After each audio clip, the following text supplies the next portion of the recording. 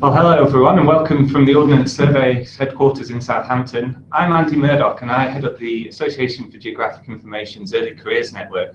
Before I introduce our speakers for today, I wanted to tell you a little bit more about the Early Careers Network itself, which is a scheme set up by the AGI to support geospatial professionals in the early part of their careers and to nurture new talent through mentoring, events and webinars such as this one. The group also provides opportunities to network through events and socials, and the AGI itself is really set up to act as a voice for the UK geospatial industry, and its mission is to maximise the use of geospatial technologies and data to support both business, government and the general public. The ECN is actually part of a wider group within the AGI, and it's run by a small team of volunteers who crucially are early career professionals and who are actively involved in the scheme. And the aim is really to build up a network of like-minded individuals, people at the early part of their careers, to coordinate with partner organisations and to put on events that help people within the early stages of their working life, but also to raise the profile of those early career professionals through events and putting on things that will showcase their talents.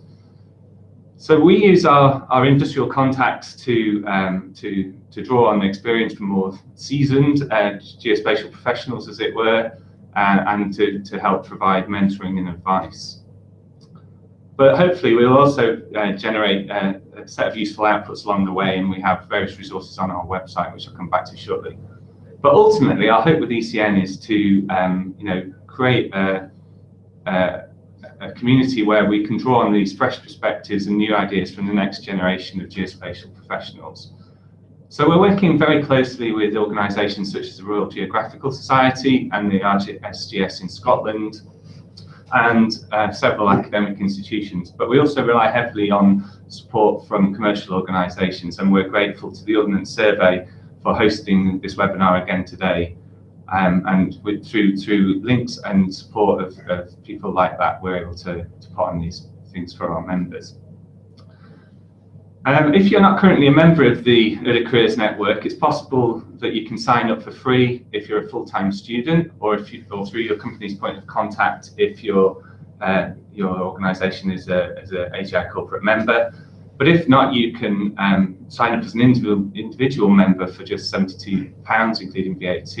And as a member of AGI, you get various benefits, including discounts at events, but also industrial insight through the magazines and various newsletters, and access to the members area of the website, where we have a whole host of information and talks and presentations from past events. So yeah, please sign up and help us grow the community. And if you want to know more, please contact ecn@agi.org.uk. So a couple of things just to finish on. I wanted to let you know that in 2015 we also set up the AGI Award for Outstanding Early Career Professionals. So if you're working on a project and you want to try and get recognition and you think it's a good thing that you've done, then please submit yourself for those awards or that award. Last year it was won by Paul Georgie, who ran a project on 3D thermal surveys. So if you're keen to submit something for 2016, keep an eye out for our further announcements. I'd also like to just give a quick plug for the AGI and UCL and AGI's Careers Fair, AGI's Careers event, which is being held on the 7th of March. And basically that's a really great opportunity to come and meet with employers and get advice from more senior geospatial professionals, and to take part in mock interviews and so on. So have a look on the AGI website or UCL's website for more details. Now, onto the webinar then. So just a reminder, if you want to submit questions, we very much welcome those through either email or via the Q&A tools on Google+. And we'll aim to get through as many as possible, but this session is obviously being recorded, so you can watch back later. And we'll also try and cover any questions that we're not able to handle via the blog. So I'm now very delighted to introduce our speakers for today, who are Charley Glynn and Paul Naylor, both cartographers from the Ordnance Survey, and who are going to talk about the fundamentals of cartography. So over to you guys. Thanks, Andy. Thank you very much, Andy. So I'm Charley Glynn. I'm Cartographic Design Consultant here at Ordnance Survey. In my spare time, outside of work, I also organise the local map time chapter here in Southampton, and we've actually got a meet-up this evening. You can also find me on Twitter as well, where I'll often tweet about maps, about cartography, and about a lot of the topics that we're going to cover today. So my name is Paul Naylor. I'm also a cartographic designer at Ordnance Survey. I'm also a council member of the British Cartographic Society, and I also chair a programme committee. I love a good map, and I also love to tweet about all things cartography. We'd like to take this opportunity just to thank the AGI for working with us to make this webinar happen today, and we'd also like to thank all of you for tuning in today. We hope you enjoy the webinar. Absolutely. So we're going to flip over to the slides now and get the webinar started.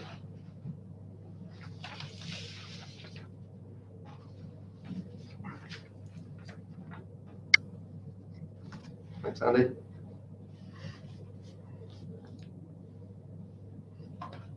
So this is what we're here to talk about: cartography and cartographic design.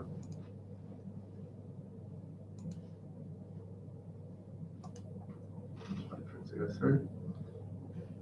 On that one. Is it working? There we go. Sorry about that. So this is the order that we're going to run through over the next hour or so. We're going to start by introducing some of our own work and then cover the first 3 topics over the first 20 minutes, where we'll be concentrating largely on the principles of cartographic design. We will then be breaking for questions for 5 minutes in the middle.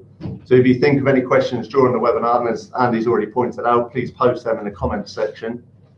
We've already had a few come through before, so we'll be sure to cover those as well. We will then go on to cover the remaining topics for another 20 minutes before taking more questions again at the end. We'll try and cover all those questions that come in today, but if we don't, then we should post a Q&A probably on the AGI blog.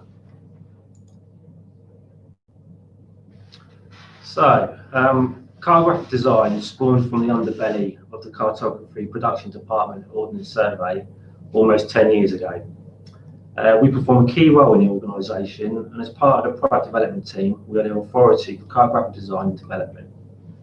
Cartographic design is all about the design of a map, and it is the cartography that ensures the intended message is delivered both efficiently and aesthetically. We get to work on a variety of projects, and we've been responsible for helping shape and define products such as Vector Map District and Vector Map Local, which you may be aware of. And all the content within our webinar today has been crowdsourced through a survey some of you watching may have completed. So thank you for taking the time to help shape this webinar. So these slides are going to be a bit about what we do as cartographic designers at Ordnance Survey. Charley and I both began our Ordnance Survey careers in cartography, working on one of the most popular paper maps, the 1:25 Cloud Explorer map. This map is a great example of good cartographic design and was a product that helped develop us both into the roles we hold today.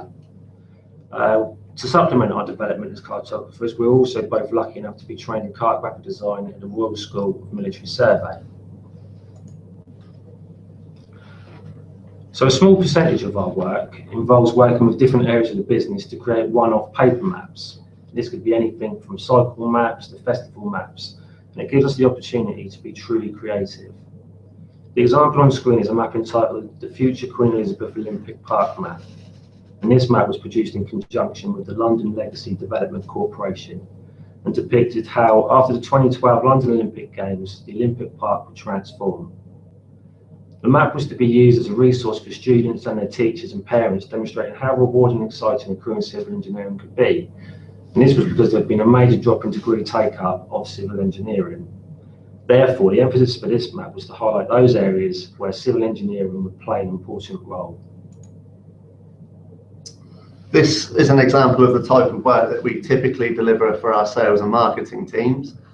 This type of work can include images for our website, for events and conferences, and for all our sales material. We often create maps to support case studies and things like that. And the idea is to try and bring the data to life and show how people can use it in many different ways.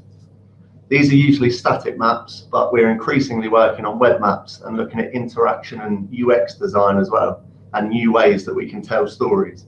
But a fair amount of it is still print work as well. So this map is from our new outdoor leisure application called OS Maps, which is available as a web and mobile app. So this map is built on Mapbox's technology, which means that it works great across all different platforms and even on Retina and high definition screens and displays. We've also recently been involved in designing 4 new styles for our new mapping API. And as a team, we will generally have a hand in all the apps and services and demos that are currently being built.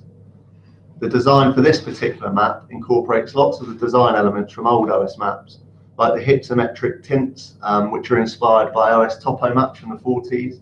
And we've also included the tree and vegetation symbology that have become so familiar from our Explorer maps. We've tried to balance up the design so that whilst it retains lots of the topographic detail, it also has a clean look and feel like that of other web maps that people have become accustomed to.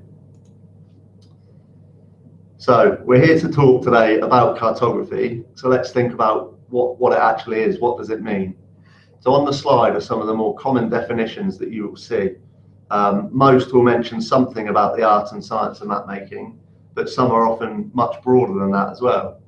The last quote on this slide is from the International Cartographic Association, and they define it as dealing with all elements of map making, from data collection right through to the study of maps as well. Now, this covers a very wide range of tasks and can require a huge variety of different skills. And under this particular definition, there are a ton of different jobs that could fit under the umbrella of cartography. If I was to give my own definition, and I think for me personally, cartography is like a form of language. It's kind of one of the many design disciplines, and it shares many characteristics with others, sort of like graphic design and information design. So I would define it as a visual language which we use to specifically communicate about geospatial information. And in my experience, it definitely can require a large range of different skills. Yeah, and cartography to me, I would probably define it as the communication and visualization of the world around us. And when it comes to the cartographic design element, then I would say that it's the design that helps us make sure that the way we communicate that is both aesthetically pleasing and easy to use. And we would love to know if any of you have your own definitions for cartography, please get in touch and let us know. So why is good cartography important? That's a good question. And I remember seeing an answer to this very question once, which read, why is good cartography important? Now we have Google Maps.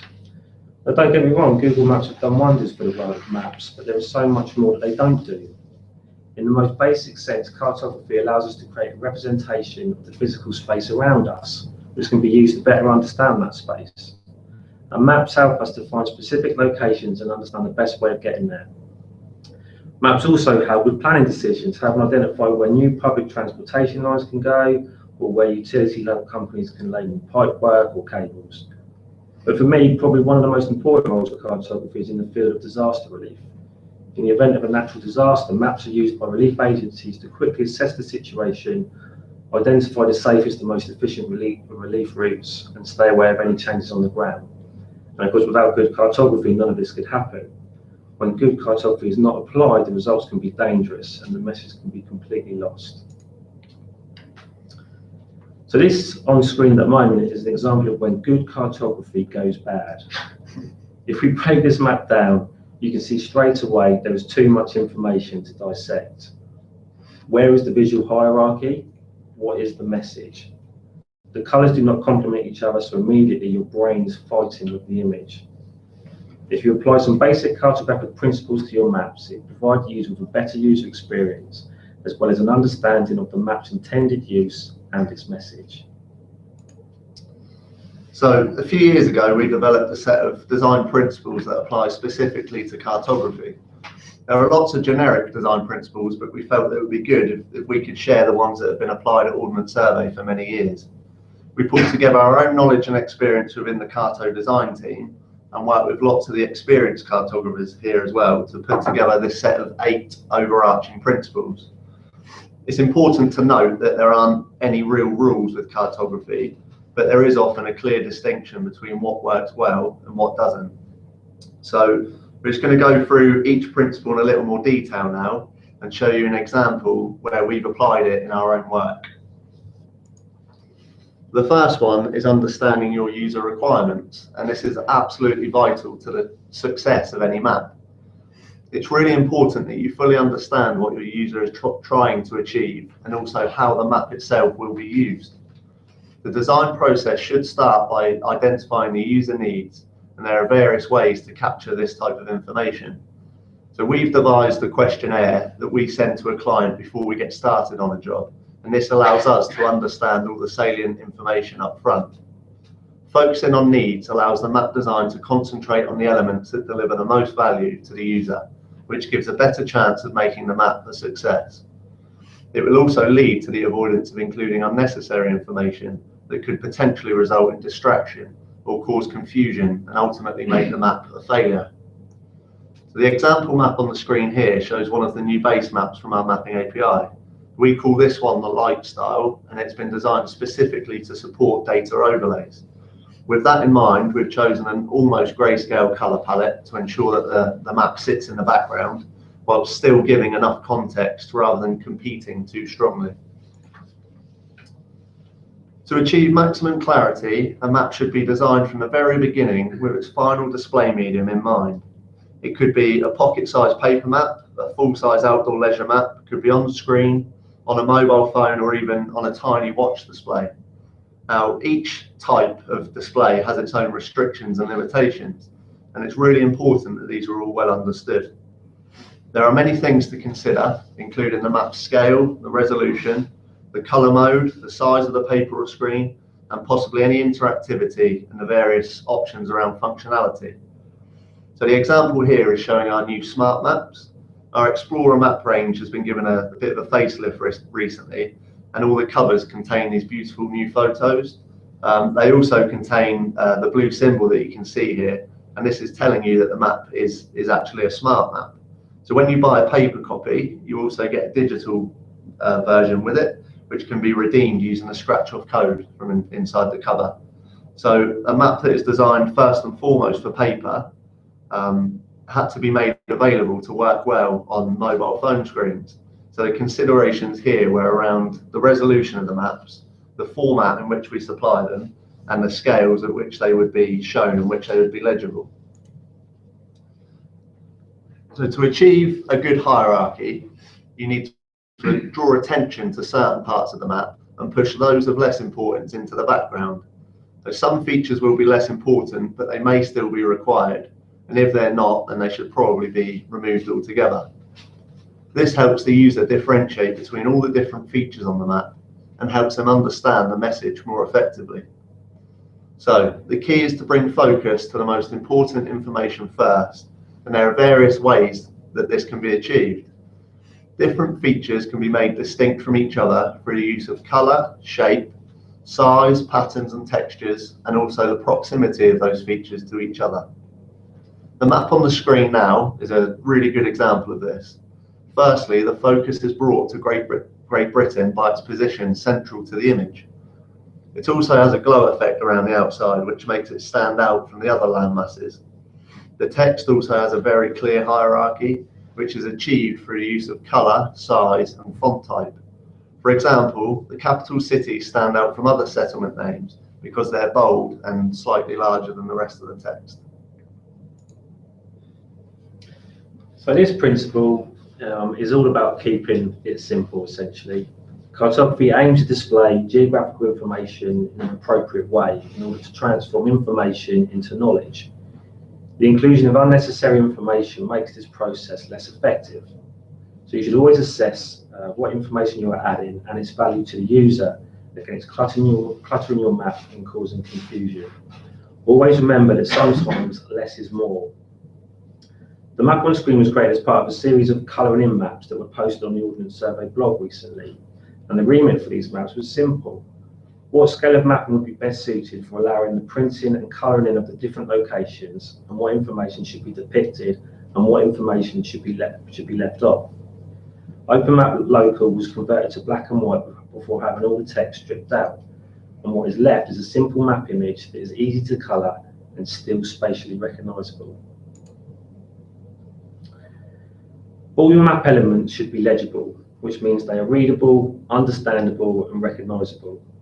All should be large enough and clear enough relative to your map scale and the medium in which your map will be displayed.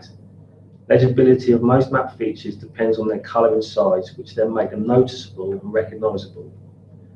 Text could be made legible with a good choice of font, a good colour, suitable font size, character spacing and the use of masks or halos. Like any other map feature, text can also be made more recognisable by choosing a representative colour. For example, blue text is immediately recognised as being related to water. The proximity of map elements to each other is also important to the overall legibility. Overlapping symbols and text should be avoided where possible in order to make the information clear to the user. On screen is an image of our vector map district product, and we chose fonts based on their on-screen legibility. We also use different text sizes and colours to represent different features logically.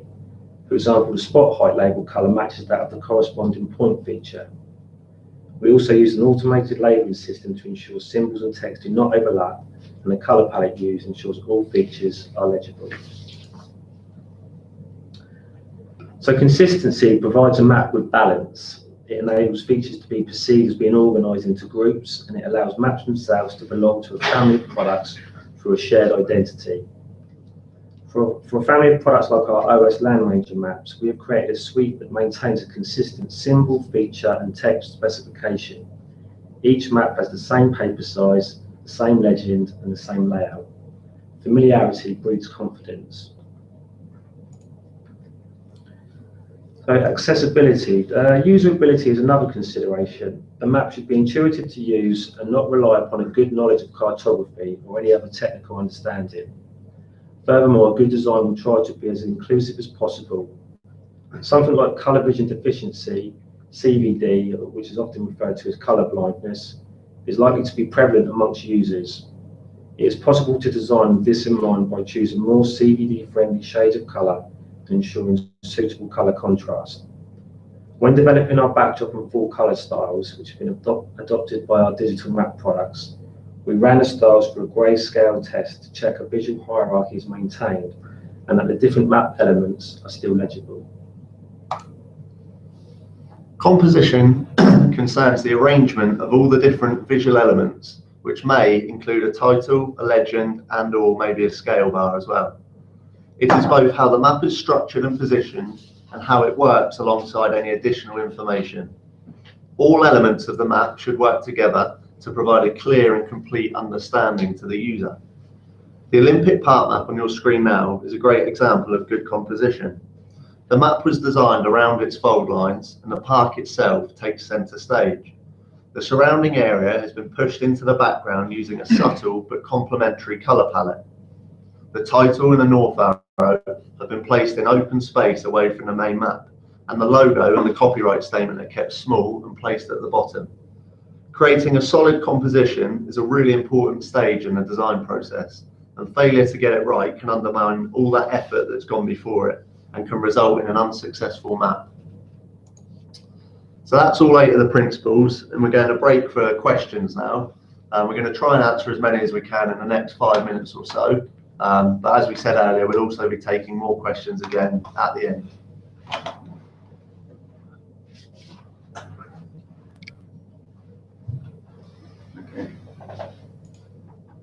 So I guess we'll take a question from Andrew Lightfoot via Twitter. What distinguishes a cartographer from a GIS analyst? Okay, so I'll take this one first. Thank you, Andrew, for sending the question in. So I think there are a lot of skills and knowledge that are overlapping between these different types of geospatial roles. I think that's true of more roles than just a cartographer and a GIS analyst. I think in some instances, the only difference is a job title.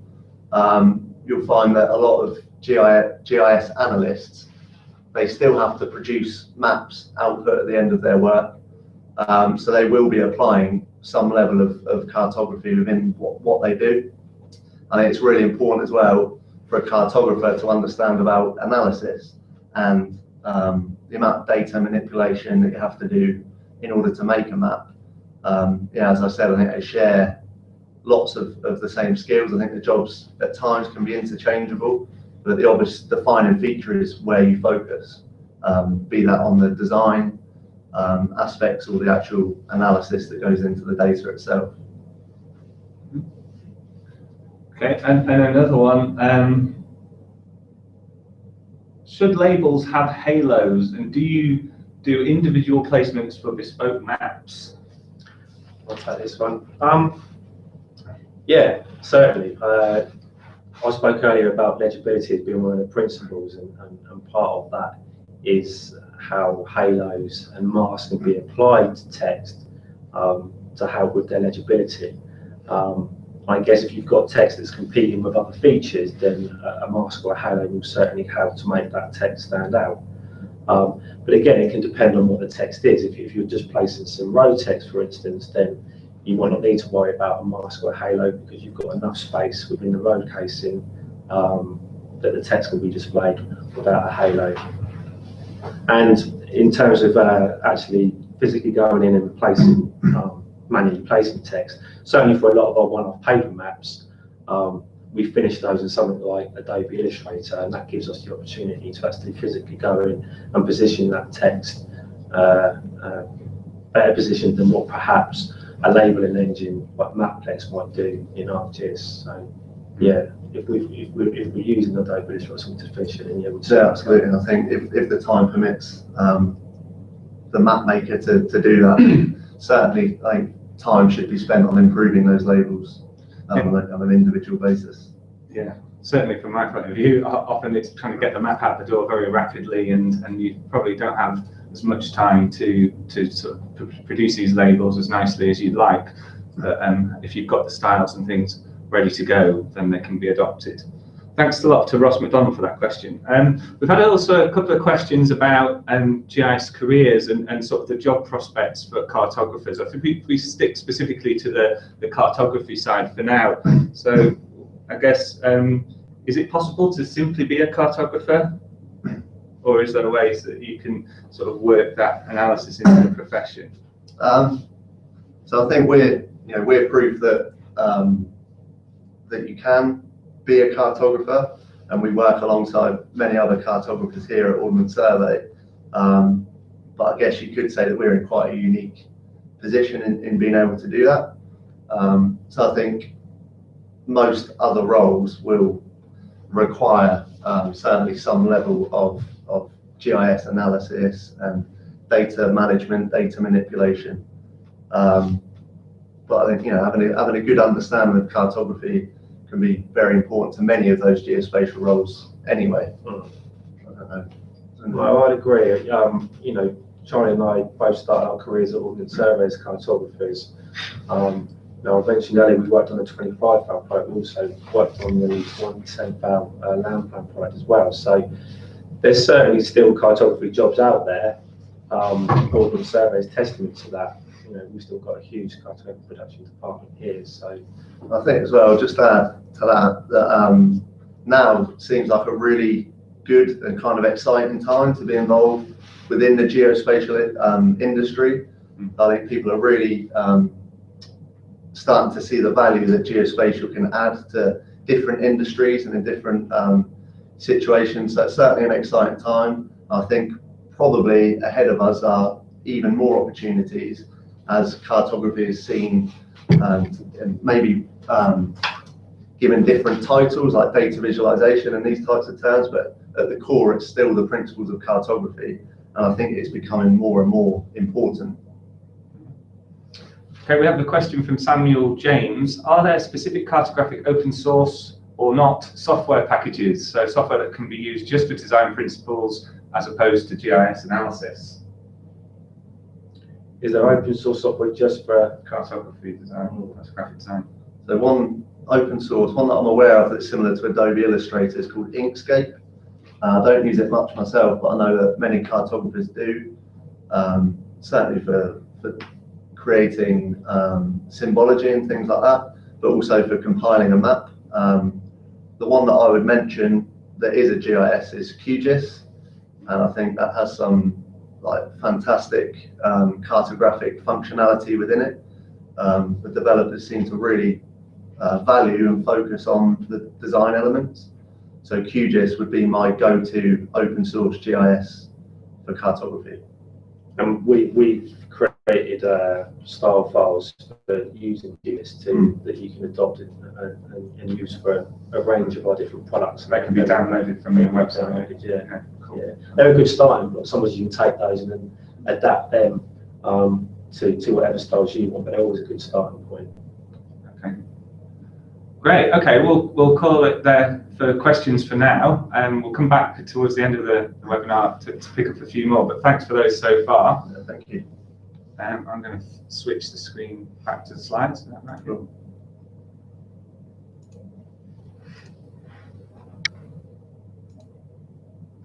Cheers, Andy. Shuffle about.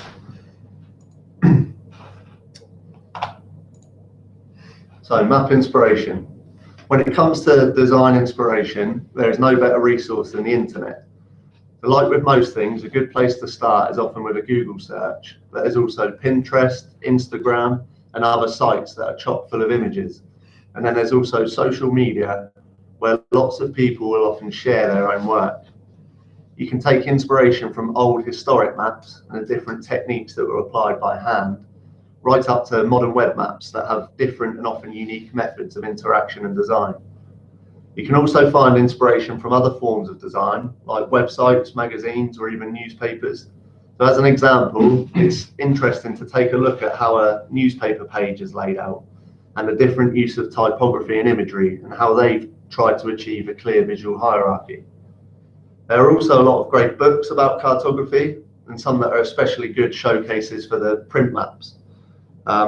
We have our own small collection that we often refer to, and this includes a small pocket-sized book from the British Cartographic Society and the first 2 volumes of the NACIS Atlas of Design. It's also worth mentioning that you can actually take inspiration from anywhere, really.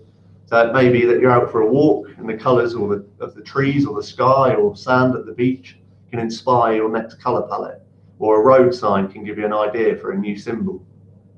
So after this webinar, as well as answering any questions that we missed today, we will also be sharing these slides, and they will contain a whole bunch of links to useful resources. So hopefully they can be a good place to start. So there are many types of map, and each have their own strengths and their own weaknesses. But when considering which type to use, it's important that you think about the message that your map is trying to give, or what is the intended use of your map. You should think about what data you are using, and will that data be depicted in your chosen map type.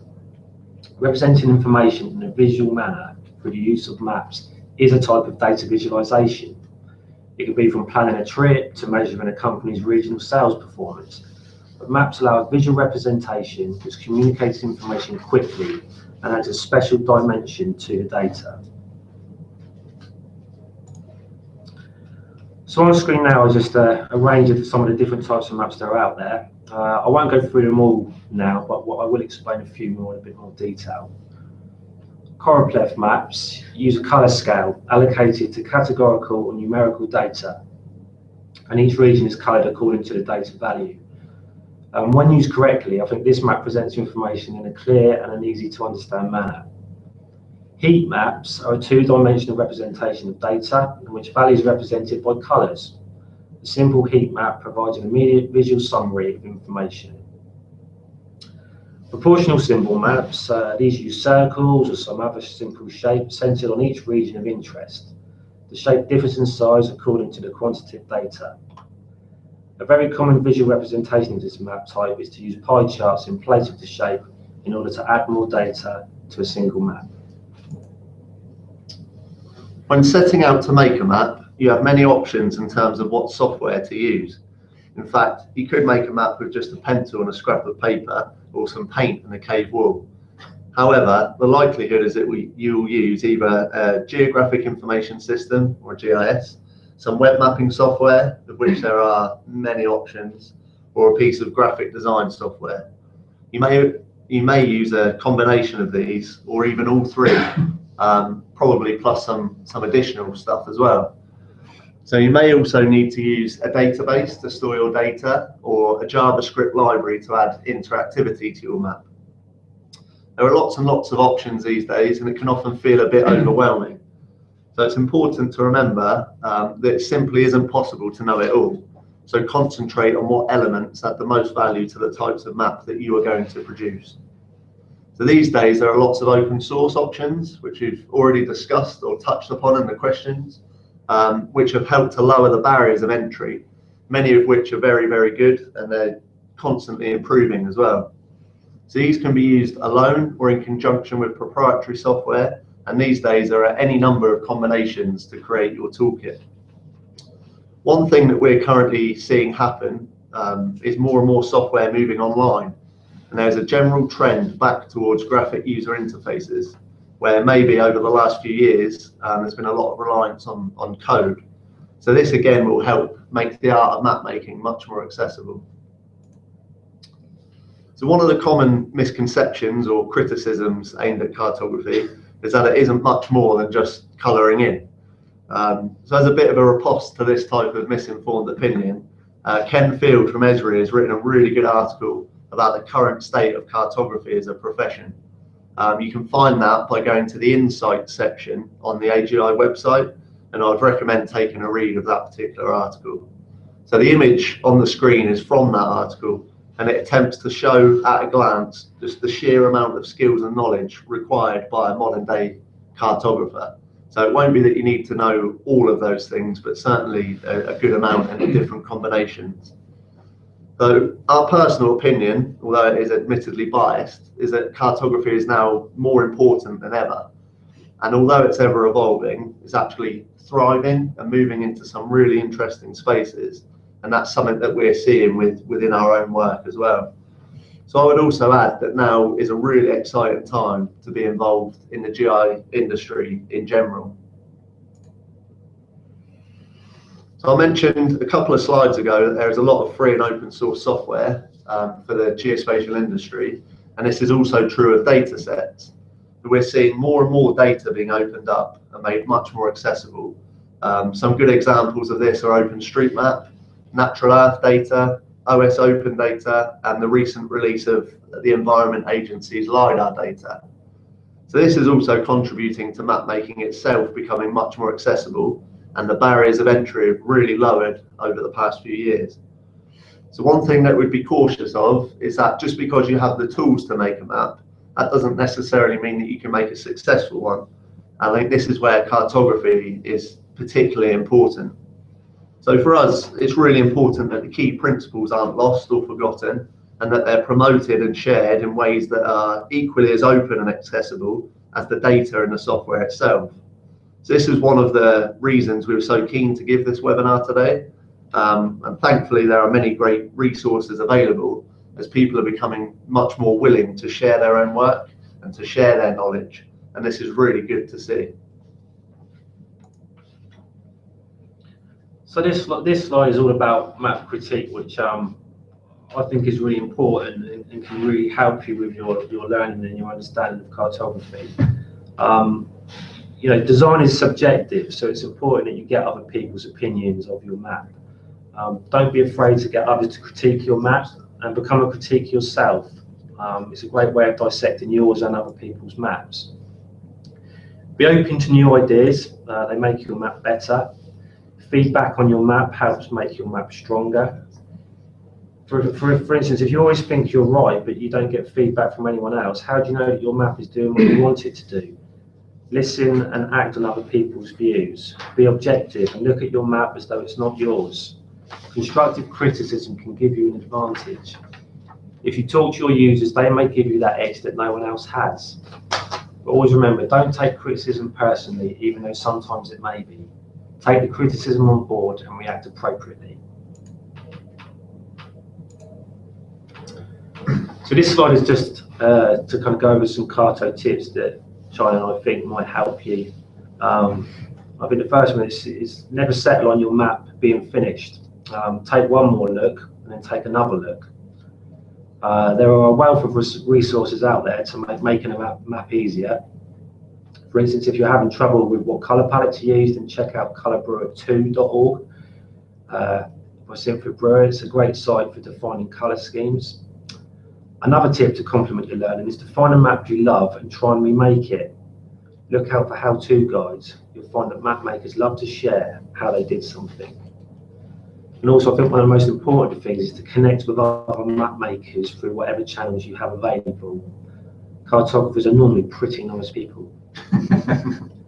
Normally. Yeah. So there are a lot of societies and groups out there. I mentioned earlier that I was quite involved with the British Cartographic Society, but there are others which can aid you and help you with your cartographic development. There's the International Cartographic Association. In short, their mission is to promote the disciplines and professions of cartography and GI science in an international context. The British Cartographic Society, well, they're a dynamic association of individuals and organisations dedicated to exploring and developing the world of maps. It's a great organisation who hold numerous events throughout the year around cartography and maps, and I really think they're a great organisation to be part of. You've also got the Society of Cartographers, who again I think are a really great organisation who aims to support and encourage all those involved in the production of maps. They help provide information and opportunities to contact, meet and exchange views and techniques. Of course, you've also got the AGI, which Andy's already covered, and you've got MapTime, which is a great way to find out and learn more about cartography, GIS, maps and more. And of course our very own Charley Glynn hosts and sets up the Southampton MapTime. There are also a host of Twitter hashtags which you can use to help support and nurture your cartographic and GIS skills. So in summary, just to kind of sum up what we've covered so far, remember the principles. Use them as a resource, but remember they are not gospel. Remember the importance of good cartography. Getting it wrong can be very dangerous. Think about the map you're trying to make. Is it the right map? Don't be afraid of criticism and look out for inspiration. It can come from anywhere. Cool. So that brings our webinar to an end, and we would like to take this opportunity to thank you all for joining us today. So we've had fun presenting. We hope it's been useful to you in some way. As mentioned earlier, we will be sharing these slides and attaching lots of links at the end. So that should point you to some really useful resources. We'll also be coming back to present in a few months' time, part 2. So we would love to know what topics you'd like us to cover in that webinar, and whether a different format might work better as well. So we'd love to hear your ideas on that. Our contact details are on the screen now, so feel free to reach out to either of us by email, or you can find us on Twitter. So we're now going to flip back to video and hopefully answer some more of your questions.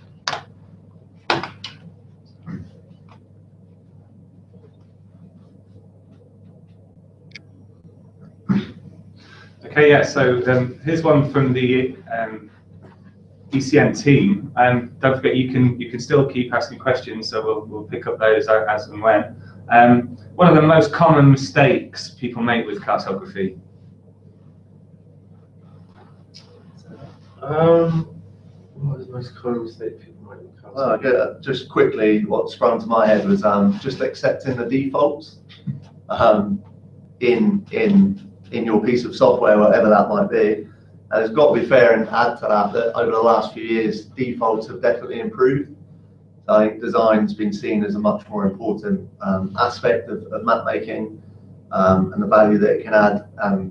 Yeah, certainly defaults have definitely got better, but that doesn't necessarily mean that you should just accept them.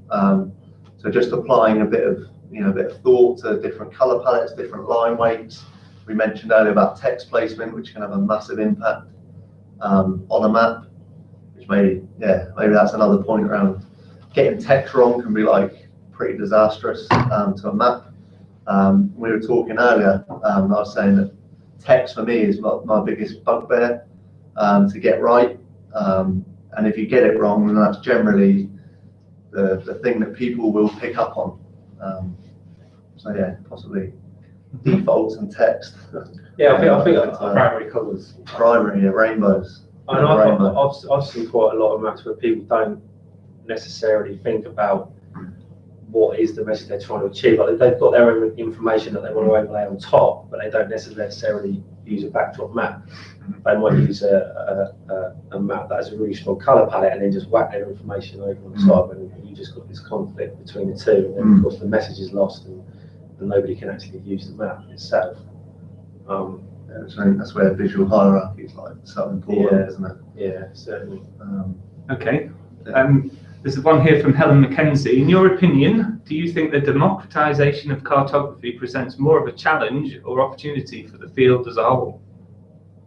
I like to be optimistic, so I'd say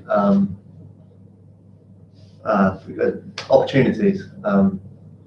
I certainly don't see it as a bad thing. I think it's really good that anyone can make a map now, pretty much. You go and download open source GIS, download some open data, and you can make a map. I think that can be really important in many circumstances, like for small communities, making maps about their own things that they do. They can be in control of that, make better informed decisions. So I just think it's really important that cartographers don't see that as a bad thing, that actually we just share our knowledge and skills and help people, who might be picking this up for the first time, actually help them to do what they do better. Yeah, I think that's what we've tried to do, isn't it? Over the last 2, 3, 4 years, we've got principles online now that people can access. Style sheets are available for people just to take our data and they can just style them quick and easy. And then we run workshops to help people, webinars to help people. So we want to encourage people to make maps, but also give them some help and some guidance along the way. Okay, that's good. This one's a good one from. Sorry, just scroll up the screen.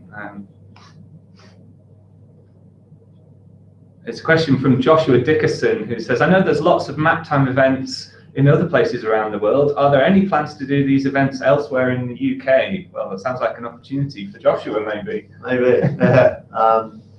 So as the organiser of a local map time myself, I'd say that if you're interested in attending them, then maybe suggest starting one up yourself. It's not that difficult, really. There's loads of great help online, and I found it really useful for myself as well as those that come along to the events. That I've learned a lot. I've met some really cool people, like locally. So yeah, I think maptime.io is the website, and there's loads of information there to help you get started. And if anyone's around in Southampton this evening, there's an event happening. Just picking up on an earlier comment about sort of GIS careers more generally, and this idea of the sort of democratisation of GI.